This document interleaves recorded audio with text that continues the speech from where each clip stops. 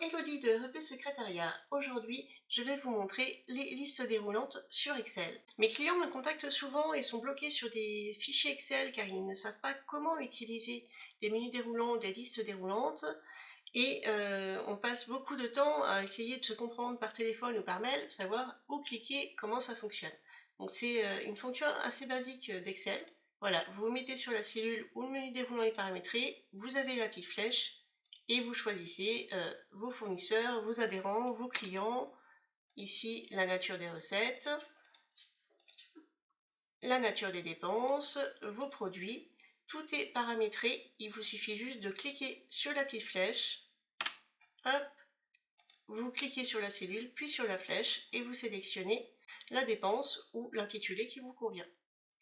Pour gagner un petit peu plus de temps, vous pouvez cliquer sur la cellule et commencer simplement à saisir les premières lettres. Donc là, voilà, vous avez toutes les dépenses en lien avec un A et ça peut vous faire gagner beaucoup de temps.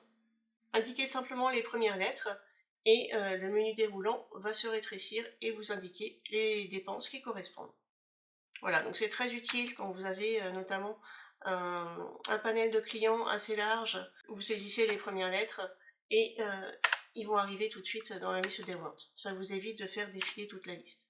Voilà, c'est une fonction de base d'Excel qui va vraiment vous faire gagner énormément de temps. Ici, j'utilise le registre association. Les listes déroulantes sont paramétrées dans l'onglet liste, comme dans tous mes fichiers. Donc vous avez ici l'ensemble des dépenses et recettes, les paiements, les manifestations, les types de produits. Donc ce sont des petits tableaux qui sont créés tout simplement à la suite les uns des autres pour pouvoir être agrandis si vous voulez rajouter des recettes supplémentaires par exemple. Hop, vous ajoutez à la suite votre nouvelle recette et sur le registre, elle va arriver automatiquement ici. Pour créer une liste déroulante, vous avez plusieurs méthodes. Vous avez une méthode très simple à utiliser pour les listes déroulantes qui vont être assez courtes, pour par exemple des types de paiement, des types pour relancer les clients, les statuts des factures, les devis, etc. Vous pouvez utiliser validation des données. Hop, vous cliquez dessus, donc ça c'est dans outils de données, validation des données. Ici vous choisissez liste, vous vérifiez que la liste déroulante est bien cochée, et là vous indiquez simplement vos termes. Donc ici, donc si vous voulez payer par carte bancaire,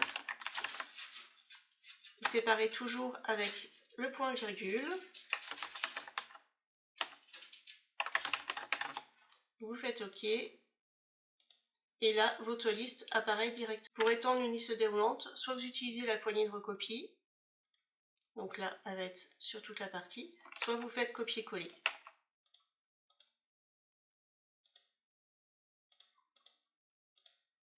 Et bien sûr, pour ce genre de liste, si vous voulez la modifier, c'est un petit peu plus compliqué. Il va falloir retourner sur la validation des données, modifier ce que vous avez déjà mis ou en rajouter.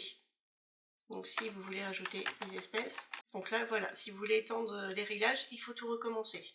Donc c'est vraiment pas pratique. Voilà, donc là si par exemple je veux modifier ma liste déroulante, donc je retourne dans données, validation des données, pour rajouter les espèces. Donc il faut bien sélectionner tout mon tableau, sinon la liste déroulante ne s'étendra pas, ne sera pas modifiée partout. Sur les cellules à côté, elle n'a pas été modifiée. Donc c'est ça qui n'est pas très pratique. Si vous modifiez cette liste déroulante, il faut vraiment à chaque fois sélectionner l'ensemble de la colonne où est votre menu déroulant et retourner dans outils de données, le modifier ici en sachant que voilà, c'est tout petit, c'est pas très facile à modifier. Vous faites une faute, vous savez pas, hop, si vous voulez rajouter un accent ou une lettre, c'est toujours un petit peu embêtant. Donc voilà, c'est la fonctionnalité vraiment basique pour créer une liste déroulante. Maintenant, il y a d'autres solutions.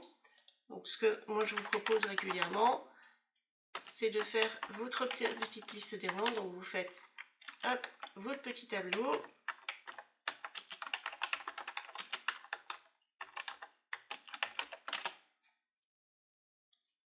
Ce tableau, on y met de la couleur, comme ça on le retrouve facilement.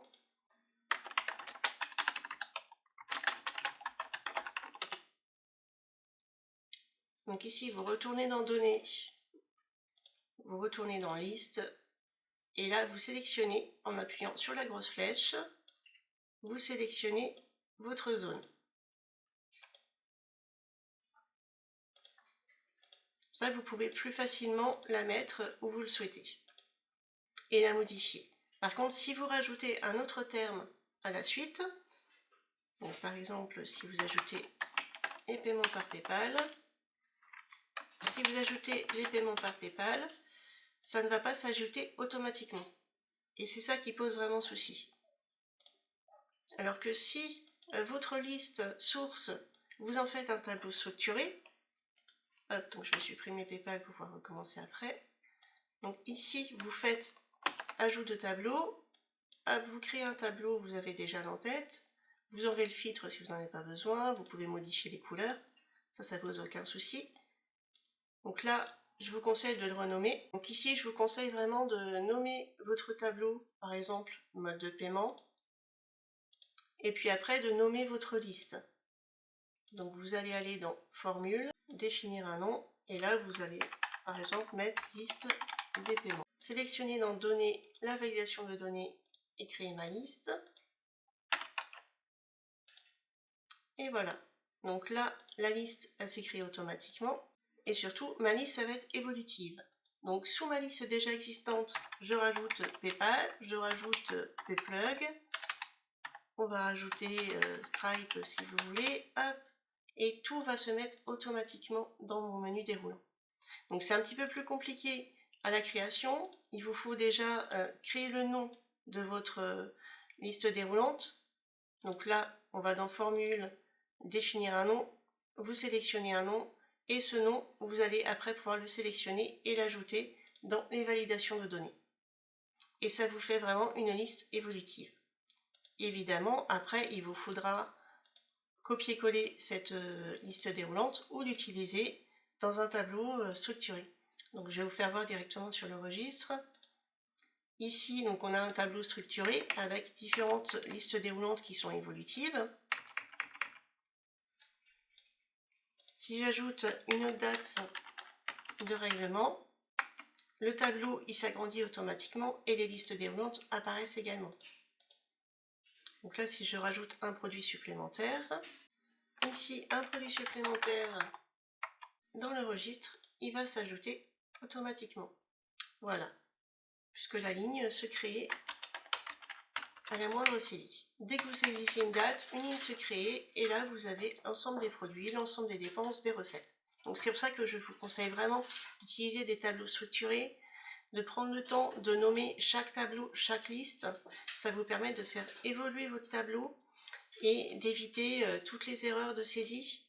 Souvent, quand on n'utilise pas de menu déroulant, le gros souci c'est qu'on va avoir les produits avec un coup un S, donc un coup singulier, un coup au pluriel, il va y avoir des accents, il ne va pas y avoir de majuscules. Et quand vous faites après vos tableaux croisés dynamiques, ça n'a plus aucun sens. Vous allez avoir différents produits.